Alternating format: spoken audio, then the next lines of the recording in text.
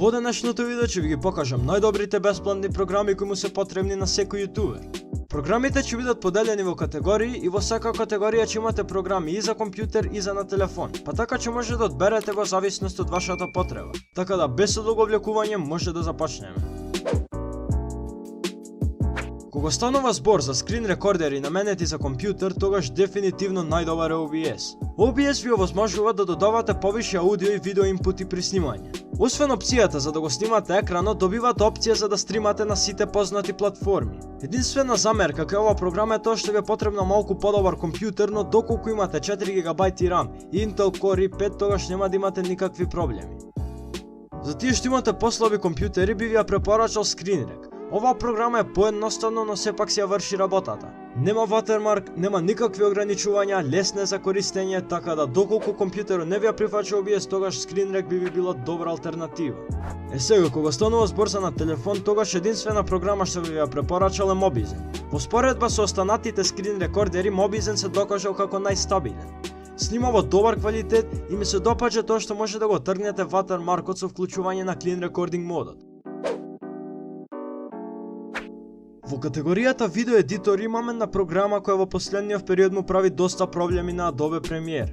Станува збор за DaVinci Resolve 16. Ова е бесплатен видео едитор кој освен основните функции содржи опции за keyframing, frame editing, facial recognition и сето тоа без никаков тайм лимит или без било какви ограничувања. Единствен проблем кај оваа програма е тоа што бара доста добар компјутер, но тоа е нормално земајќи ги во предвид опциите кои ги добивате. Доколку барате некој поедноставен едитор наменет за телефон, тогаш би ви ја препорачал Willow. Со него може да додавате текст, музика, транзиции и најдоброто од се е тоа што нема ватермарк. Кога сме во категоријата фотоедитори, далеко најдобра програма е Adobe Photoshop. Но проблемот е тоа што Photoshop има доста скапа месечна претплата. Поради тоа треба да најдеме некоја друга алтернатива. И најдобрата алтернатива на Photoshop ви е GIMP. Оваа бесплатна програма работи по принцип на леери и содржи сложени филтери, ефекти, трансформации и прифаќа огромен број на формати, вклучувајќи го и PSD форматот од Photoshop. Алатките се сместени на левата страна. Горе се наоѓа менито, на средина ви е кенвесот и од десната страна ви се леерите. За сите тие што не знаат да работат со програмата, можете да најдете туторијали на самата страница од GIMP. Од друга страна, за тие што повише користите телефон, би ви ја препорачал Pixel Lab. Лесна е за користење и е одлична за правење тамнейлови и Instagram сториња. Исто така тука ќе ја споменам и Snapseed која е слична на Pixel Lab, така да испробајте ги двете и видите што е подобро за вас. Следната категорија се Voice Recorderi. Овие програми често не добиваат доволно внимание, но верувајте прават голема разлика во квалитетот на аудиото. Најдобриот voice editor со компјутер е Audacity. Со него може да додавате голем број на ефекти на аудиото, како што е equalizer, компресор, reverb и многу други.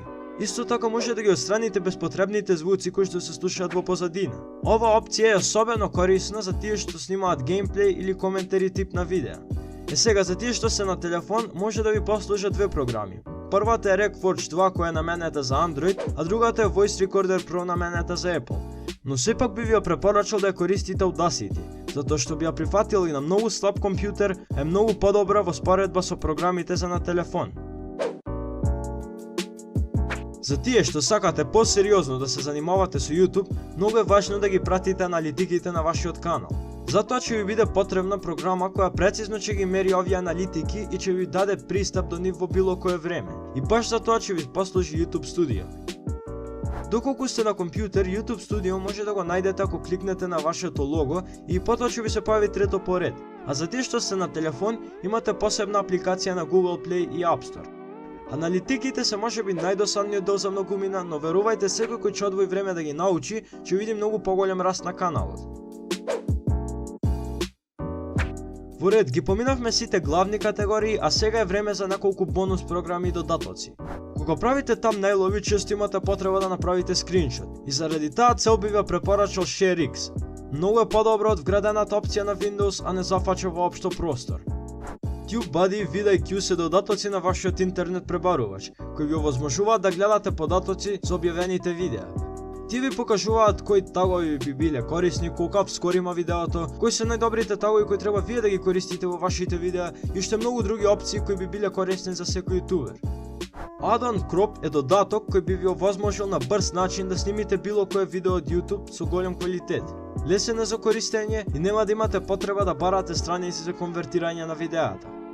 Доколку ова видео ви помогна на било кој начин, тогаш би ви препорачал да изгледате оваа плейлиста, каде ќе може да најдете додатни програми кои ќе ви бидат корисни за вашиот компјутер. Тоа е тоа за ова видео, претплатете се, лајкнете го видеото, а ние се гледаме по некоја наредна прилика. До тогаш поздрав!